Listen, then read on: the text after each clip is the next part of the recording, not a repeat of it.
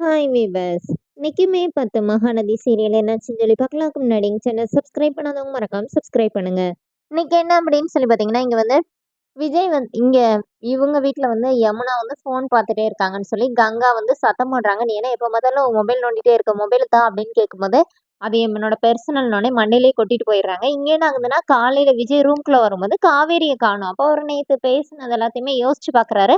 அங்க ஒரு லெட்டர் வேற இருக்குது. ஆனா, அத எதையுமே விஜய் கண்டுக்கவே இல்ல. விஜய் வந்து கீழ போய் தாத்தா, பாட்டி கிட்ட பேச போறாரு.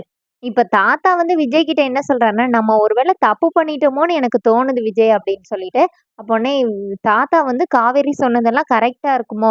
நம்ம வந்து அஜய் பக்கத்துல இருந்து யோசிச்சோமே தவிர, அந்த பொண்ணு பக்கத்துல இருந்து யோசிக்கவே இல்லையேடா! அது எப்படிடா ஒருத்தன் உன் பொண்டாட்டிய கடத்திட்டு போய் இந்த மாரி சித்திரவதை பண்ணியிருக்கான். நீ எப்படி இந்த கல்யாணத்துக்கு சம்மதிச்ச? அவ உன் பொண்டாட்டிடா! நீ எப்படி சம்மதிக்கலாம்? நீ என்கிட்டனாச்சும் சொல்லியிருக்கணும்ல அப்படின்னு சொல்லி தாத்தா சொல்லும்போது, விஜய் வந்து நிவின் கிட்ட சொல்வார்ல, இந்த ரூட் கிளியர் ஆயிரும்னு. அதையே அவர் யோசிச்சுட்டே இருக்கிறாரு. "என்னடா நான் பேசிட்டே இருக்கேன், நீ அமைதியாவே உட்கார்ந்திருக்கிற.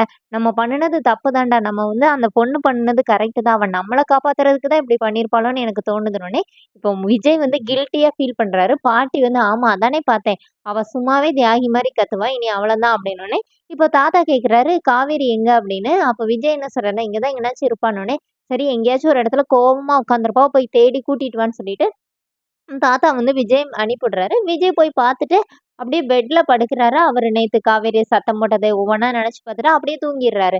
இங்க என்ன ஆகுது அப்படின்னு சொல்லி பார்த்தீங்கன்னா, நிவின் வந்து குமரன பார்க்கறதுக்காக கடைக்கு வராரு. கடைக்கு வந்து நிவின் கிட்ட பேசும்போது, குமரன் வந்து யமுனா விஷயத்த பத்தி கேட்கறாரு. அப்போ உடனே, "அவ எனக்கு சின்ன புள்ளனே, இன்னும் குழந்தைத்தனமா என்ட்ட பேசிட்டு இருக்கா. நீ அதெல்லாம் இப்படி நினைக்காதீங்க" அப்படிங்கிற மாரி சொல்லிட்டு, நிவின் அங்கருந்து கிளம்பிர்றாரு. இங்க வீட்ல விஜய் நல்லா தூங்கிட்டு டக்குன்னு எந்திச்சு பார்க்குறாரு. ஐயய்யோ! அப்படின்னு சொல்லிட்டு திருப்பியும் எந்திரிச்சு அந்த லெட்டர் அங்க தான் இருக்குது. அது காத்துல அந்த மாரி பேப்பர் ஆடிட்டே இருக்குது. ஆனா விஜய் எதுவுமே பார்க்கவே இல்ல. அவர் மறுபடியும் கீழ போய் அவங்க சித்திய போய் சமாதானப்படுத்த போறாரு. அவங்க சித்தி பேச மாட்டேங்கிறாங்க. அப்புறமா அஜய் வந்து, "நீலாம் ஒரு அண்ணனா? அண்ணன்னா நீ என்ன வேணா பண்ணுவியா? உனக்கு மட்டும் புடிச்ச பொண்ண கல்யாணம் பண்ணிக்கிட்டல்ல. என் வாழ்க்கையில நீ எதுக்கு விளையாடுற? எனக்கு மொதயே தெரியும். உனக்கு என்ன பிடிக்கவே பிடிக்காதுன்னு" சொல்லிட்டு அப்படி இப்படின்னு பேசிட்டு அவர் பாட்டுக்கு ஒரு பக்கம் போயிர்றாரு. இப்போ விஜய் வந்து ரொம்ப என்ன பண்றதுன்னே தெரியல. அப்ப தாத்தா கிட்ட சொல்றாரு, "என் வாழ்க்கையில முறையா என்ன முடிவு எடுக்கிறதுன்னே தெரியாம நான் நிக்கிறேன்னோனே, இப்ப தாத்தா என்ன சொல்றாருன்னா, "விடுடா எல்லாத்தையும் விடு சரி பண்ணிக்கலாம். இப்ப காவேரி எங்க?" அப்படின்னு சொல்லி கேட்கிறாரு.